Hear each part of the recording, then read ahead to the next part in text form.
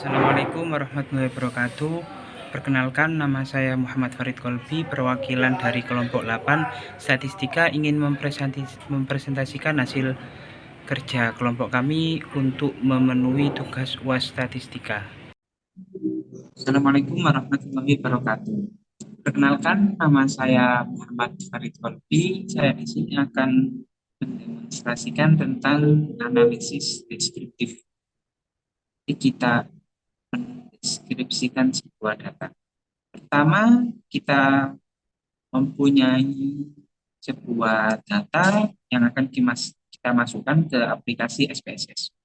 Pertama, kita ke variable view, kita tulis nama datanya terlebih dahulu, ada X1, kemudian ada X2, dan ada Y. Setelah itu, kita kembali lagi ke data view, kita salin datanya satu.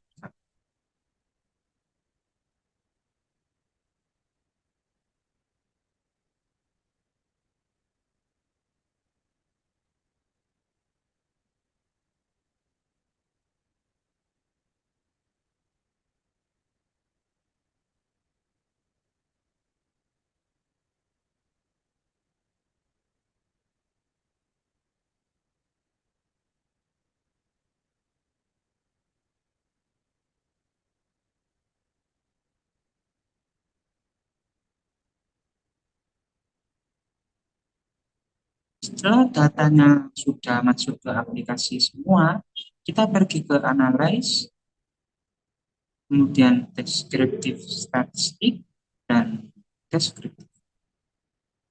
Kemudian ini ada dua kotak, kita harus memindahkan tiap-tiap datanya ke kotak yang di sebelahnya. Kita pergi ke option, klik, dan ini nanti muncul pilihan-pilihan yang ingin kita cari. Di sini kita mencari mean, standar deviasi, minimum, dan maksimum.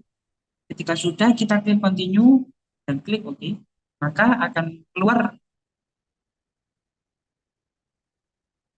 yang mana ada minimum, maksimum, mean, dan standar deviasi.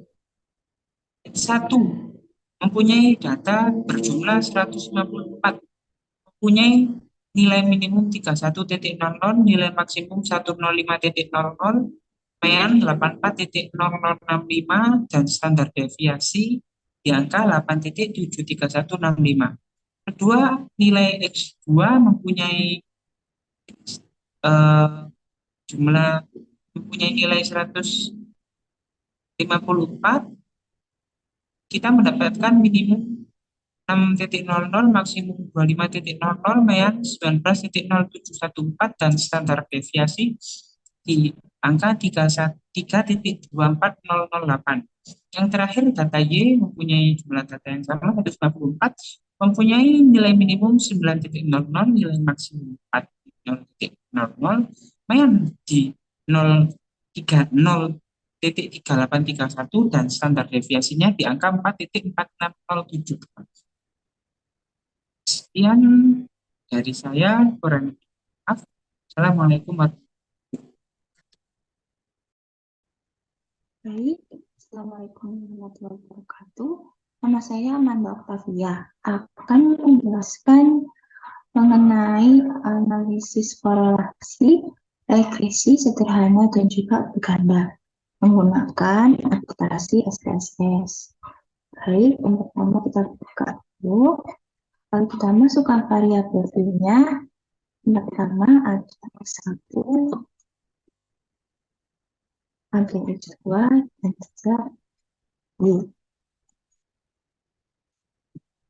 Kita masukkan labelnya dulu.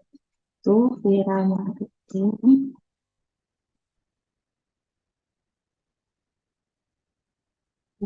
Variabel itu kedua yaitu ada harga.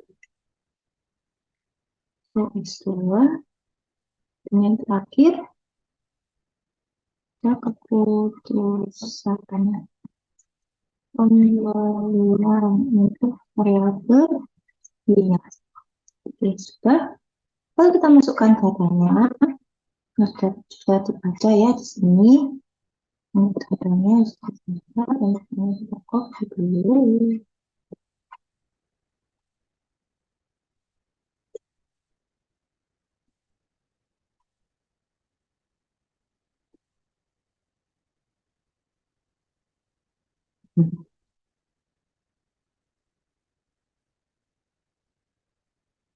Di sini.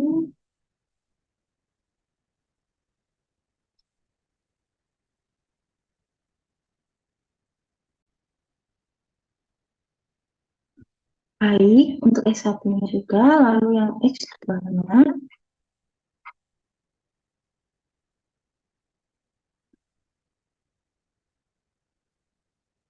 X2-nya itu masukkan di sini.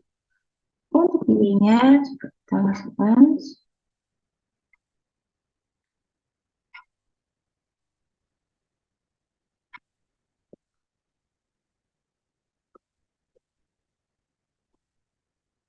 Baik,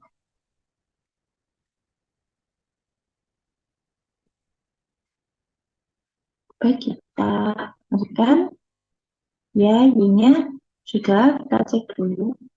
Apakah datanya sudah masuk semua? Kita lihat, kita sudah pas, masuk semua. Baik, pertama kita analisis dulu. Jadi, pertama kita klik analyze.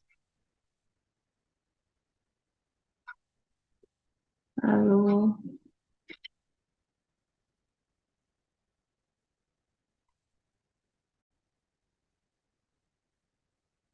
baik, pertama kita klik analyze.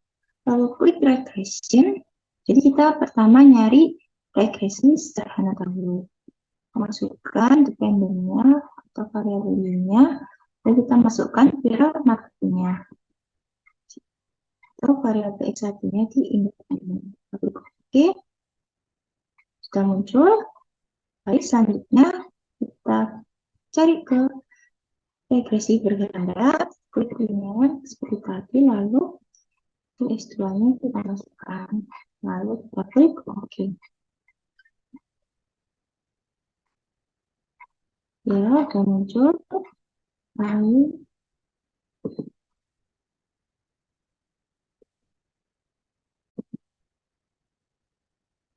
itu sudah muncul, lalu kita ke analisis korelasinya. Kita klik analyze, kita klik correlation yang di variabel, lalu kita masukkan tulisan pemilihannya, variabel dan juga variabel X1-nya. Kita pakai korelasi 3% dan juga signifikansinya kita oke. Kita sudah buat, lalu kita sekarang menginterpretasikannya.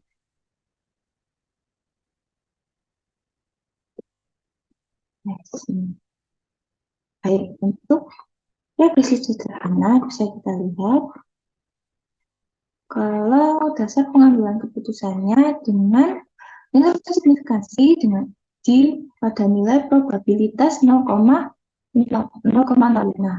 Jadi jika nilai signifikansinya itu kurang dari 0,05, artinya variabel X itu berpengaruh terhadap variabel Y. Begitupun juga sebaliknya, jika nilai signifikansinya itu lebih besar dari 0,05, artinya variabel X itu tidak berpengaruh terhadap variabel Y. Bisa kita lihat di koefisien ini.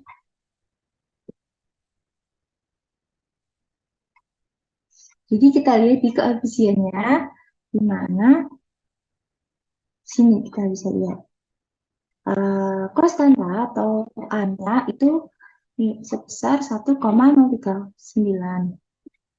Lalu untuk nilai X-nya itu 0,49. Bisa kita lihat signifikansinya itu pada tab ini sebesar 0,000, yang mana dalam dasar pengambilan keputusan itu kurang dari 0,05. Berarti bahwa data itu, jadi variabel X ini berpengaruh terhadap variabel Y, yang mana viral marketing itu berpengaruh terhadap variabel keputusan pembelian. Lalu selanjutnya secara regresi berganda, kita bisa lihat di sini nilainya, nilai B-nya. Jadi untuk nilai B bisa dilihat nilai kosanta atau nilai hanya itu sebesar 0,755 yang merupakan saat variabel Y ini belum dipengaruhi oleh variabel lainnya, yaitu X1 dan juga X2. Dan jika variabel independen tidak ada atau X1, X2 itu tidak ada, maka variabel Y itu tidak mengalami perubahan. Lalu untuk X1, B1-nya atau koefisien regresi X1 itu sebesar 0,253 yang mana menunjukkan bahwa variabel X1 atau variabel marketing itu mempunyai pengaruh yang positif. Pengaruh positif terhadap variabel Y yang berarti bahwa setiap kenaikan satu satuan itu satu satuan variabel X1 itu mempengaruhi Y itu sebesar 0,253 dengan asumsi bahwa variabel lain tidak diteliti dalam penelitiannya ini. Lalu untuk B2 atau koefisien regresi.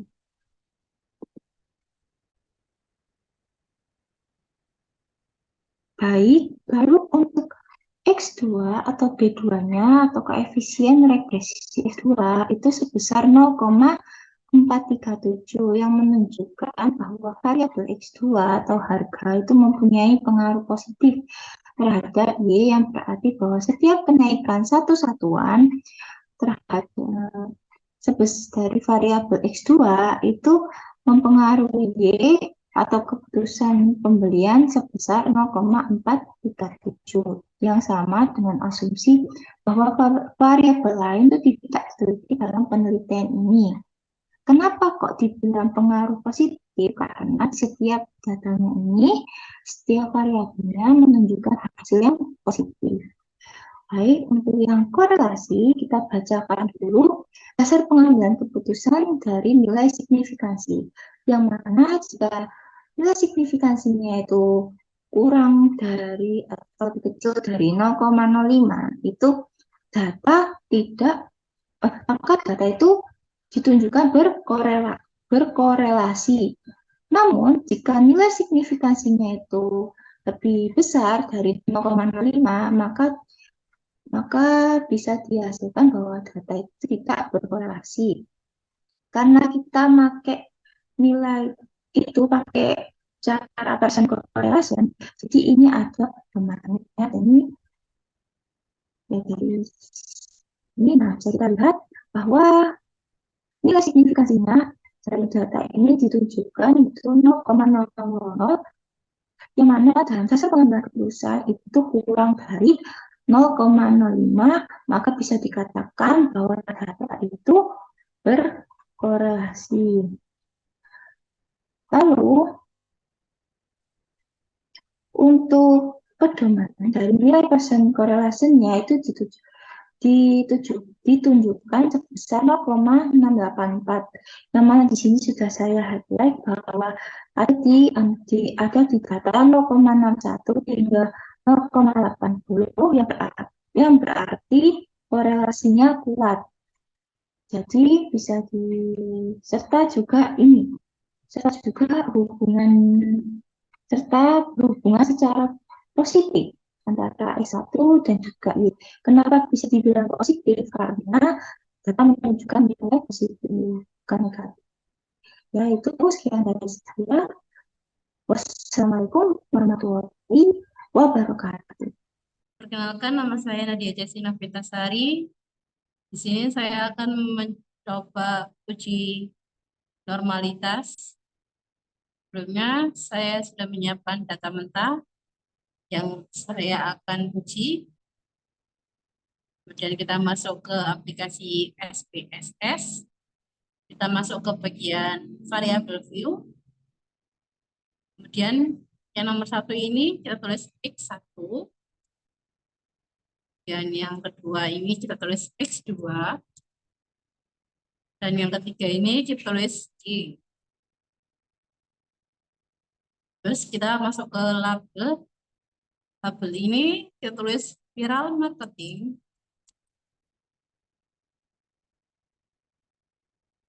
Dan yang kedua ini kita tulis harga. Yang ketiga ini kita tulis keputusan pembelian.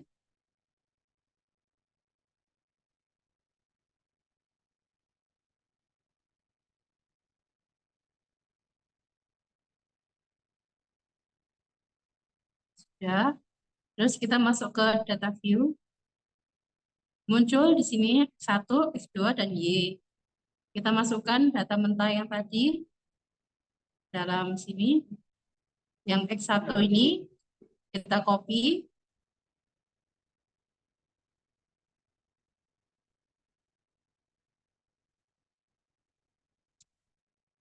Kita masukkan ke X1 yang ini.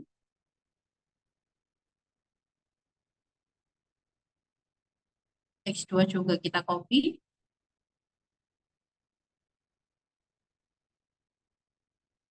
Kita masukkan ke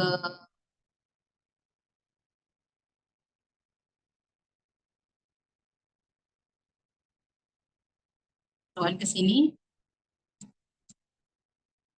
Yang Y juga kita copy.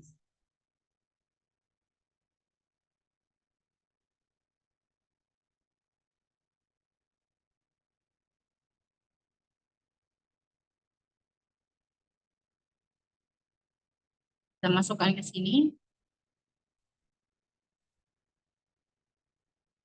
Nah, di sini kan sudah pas sama yang data mentah. Yang viral marketing masuk ke X1, yang harga masuk ke X2, dan yang keputusan pembelian masuk ke Y. Setelah itu kita masuk ke analisis. Di sini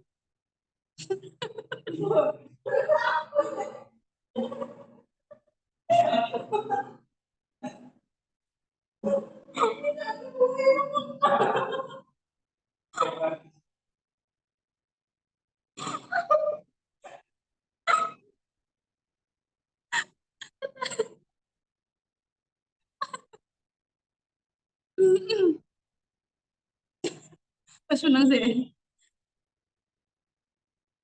Terus kita masuk ke analyze. Ini regression, kita masuk ke regression, kemudian masuk ke linear.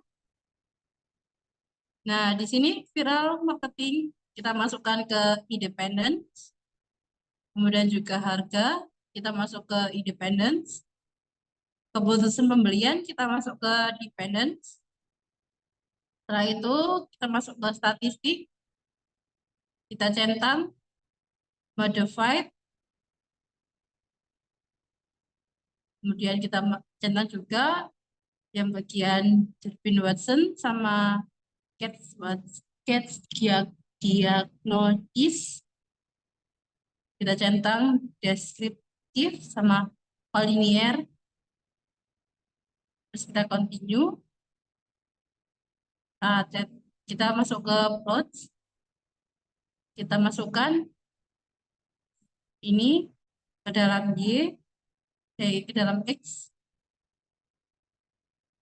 Sudah masuk, kemudian masukkan juga ini ke dalam Y. Kita centang yang histogram, terus continue, terus kita save. Kita centang yang ascend, kemudian kita centang juga yang fit,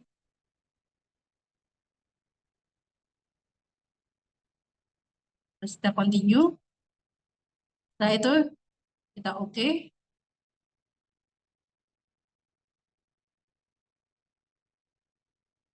Di sini kita sudah masuk uji normalitas dari data saya.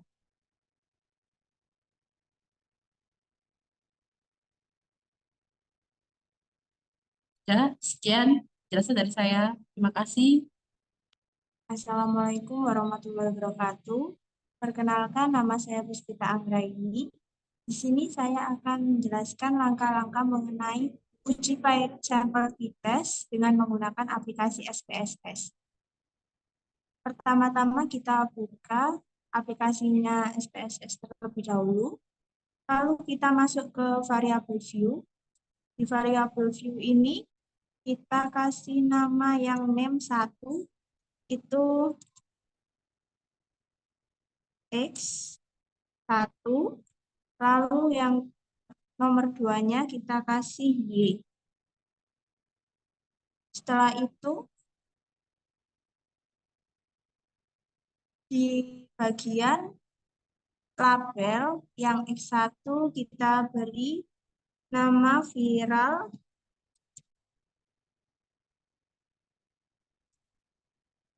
marketing.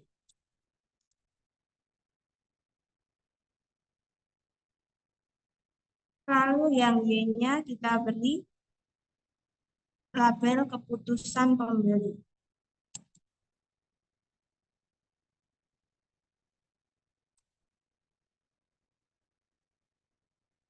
Oke, setelah itu untuk measure-nya kita kasih tulisan scale.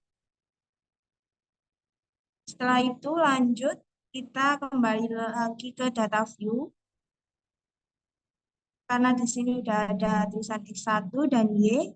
Sekarang waktunya kita memasukkan data. Kita ke Excel terlebih dahulu. Kita copy X1-nya, lalu kita pindah ke SPSS. Oke, lalu kita copy yang Y.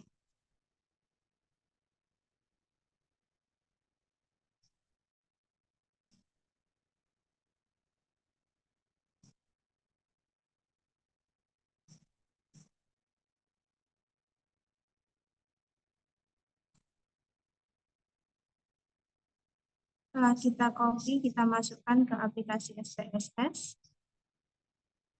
Oke, datanya sudah masuk semua. Dan di variabel view-nya juga sudah seperti tadi.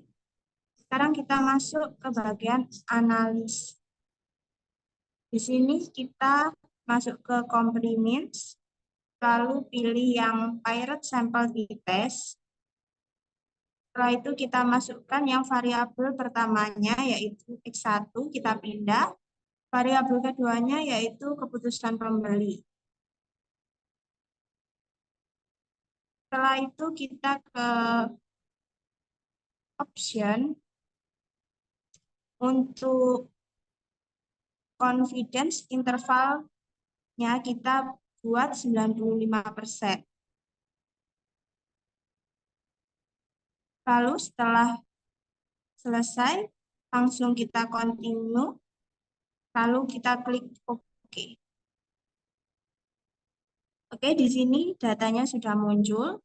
Karena kita mencarinya yaitu yang pirate sample test, di sini ada ketentuan tersendiri, yaitu di mana untuk mengetahui hasil keputusan dalam uji pirate sample test berdasarkan nilai signifikasi atau SIG. Jika nilai SIG kurang dari 0,05, maka H0-nya ditolak dan HA-nya diterima. Yang kedua, sebaliknya, jika nilai SIG-nya lebih dari 0,05, maka HO-nya diterima dan HA-nya ditolak. Di sini bisa kita lihat SIG-nya, di sini adalah 0,00. Jadi bisa disimpulkan bahwa H0-nya ditolak dan HA diterima.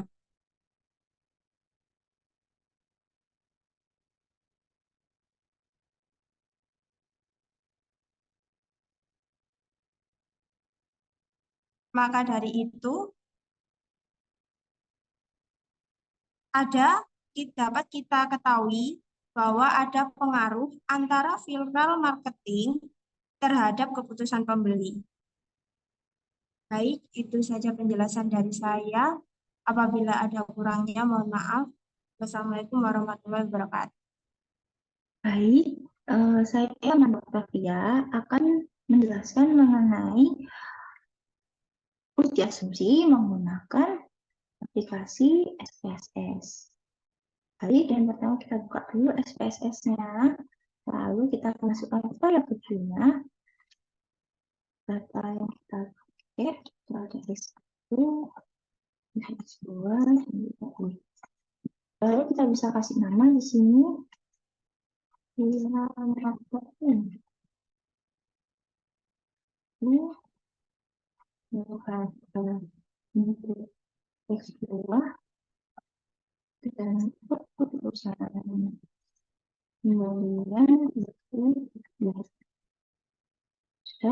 kita masukkan datanya, kita masukkan variabelnya, lalu kita masukkan datanya, kita masukkan untuk X2-nya.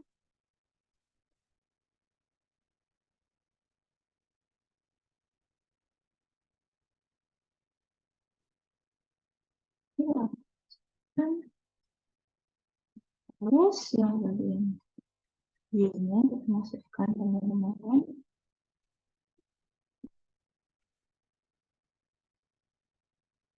Baik.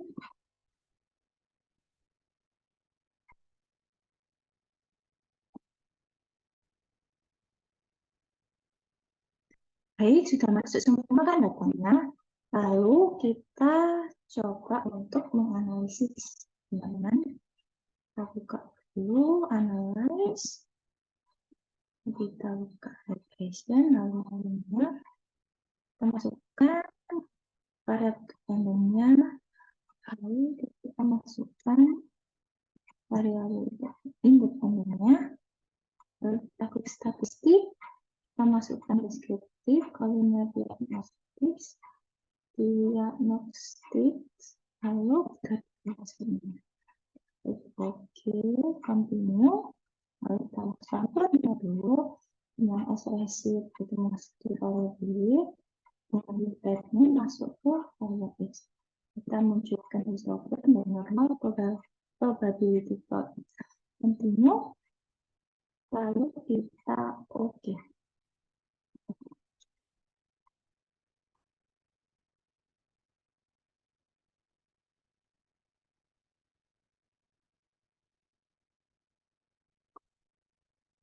Sudah masuk.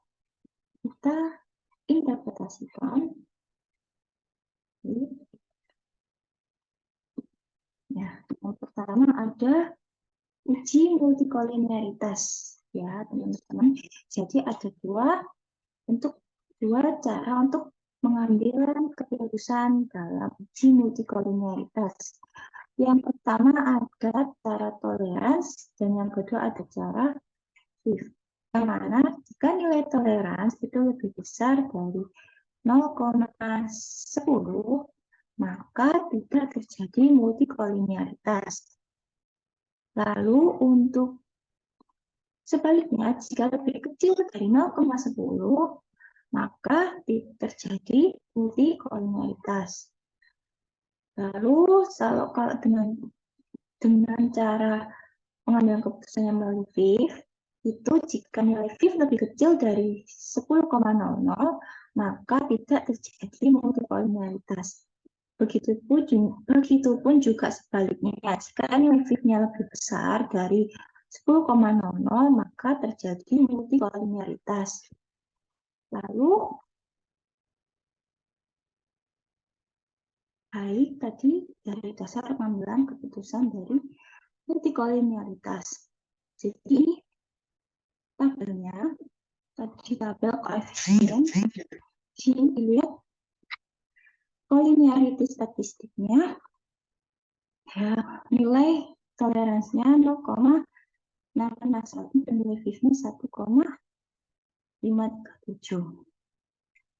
Baik, jadi interpretasinya yaitu dari nilai toleransi ditemukan dengan hasil 0,651 yang dalam dasar pengambilan keputusan itu lebih besar dari 0,10. Maka bisa dikatakan bahwa data tidak terjadi multikolinearitas. Lalu untuk data VIF pada tabel ditunjukkan 1,537 yang dalam dasar pengambilan keputusan itu lebih kecil dari 10,00. Jadi data bisa dikatakan bahwa tidak terjadi multikolinearitas. Jadi dua-duanya tidak terjadi multikolinearitas. Lalu selanjutnya ada uji heterokedastisitas, di mana saya mengambil dengan cara scatter plot, grafik scatter plot. Jadi dasar pengambilan keputusannya apabila titik-titik dalam uji tersebut membentuk pola tertentu yang teratur seperti bergelombang, melebar, kemudian menyempit, maka menunjukkan terjadinya heterokedastisitas. Namun, jika tidak membentuk pola yang jelas, kemudian titik-titik menyebar di atas dan di bawah angka 0 pada sumbu Y, ya bisa dilihat ini sumbu Y-nya di 0,0, maka menunjukkan tidak terjadi heterokedastisitas atau bisa juga disebut homokedastisitas. Jadi kesimpulannya, hasil dari ujinya bisa dilihat grafiknya ditunjukkan titik-titiknya menyebar secara acak baik di atas, ada yang di atas maupun di bawah angka 0 di sumbu Y. Jadi bisa dikatakan bahwa tidak terjadi heterokedastisitas. Baik, selanjutnya kita ke uji autokorelasi. Jadi dasar pengambilan keputusan dari autokorelasi itu yaitu D kurang dari, jika D kurang lebih kecil dari DL atau D lebih besar dari 4 min DL, maka hipotesis 0 ditolak. Artinya terdapat autokorelasi. Jika DU lebih kecil dari D lebih kecil dari 4 min DU, maka hipotesis 0 diterima. Artinya tidak terdapat autokorelasi.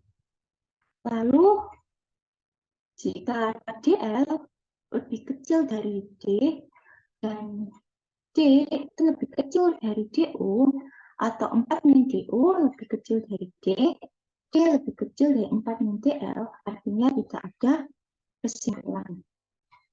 Bisa dilihat dari ini, model summary-nya.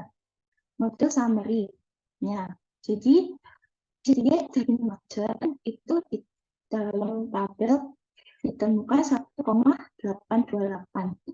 Jadi, bisa dikatakan nilai D-nya itu ada 1,828. Lalu kita lihat untuk menentukan DL dan DU-nya, kita lihat di tabel Darwin-Watson. Nah, bisa dilihat di sini. Ya, nilai K itu ditujukan untuk variabel bebasnya atau X1 dan X2-nya. Lalu untuk nilai N itu ditentukan dari banyaknya jumlah data yang dimiliki. Nah, lalu K yang dibutuhkan, variabel yang data kita punya yaitu ada 2, variabel X1 dan X2, lalu banyak datanya itu 154. Jadi ini 154, DL-nya 1,7103, DU-nya 1,7629. Lalu ini bisa dilihat di hitungannya. Jadi DU-nya 1,7629, D-nya 1,828, dari Darwin-Watson-nya, DL-nya 1,7103. Lalu dikurangi 4 min DU dan juga 4 min DL. 4 min DU-nya ketemu 2,2371, 4 MILI-DR-nya ketemu 2,2897. Jadi hasil analisisnya bisa dilihat di sini. Saya highlight dulu. Nah, DU lebih kecil dari D lebih kecil dari 4 MILI-DR, yaitu 1,769 itu lebih kecil dari 1,828. Dan 1,828 itu lebih kecil dari 2,2371, maka hasilnya yaitu hipotesis nol diterima, artinya tidak terdapat autokorelasi. Nah, seperti itu penjelasan saya. Terima kasih. Wassalamualaikum warahmatullahi wabarakatuh.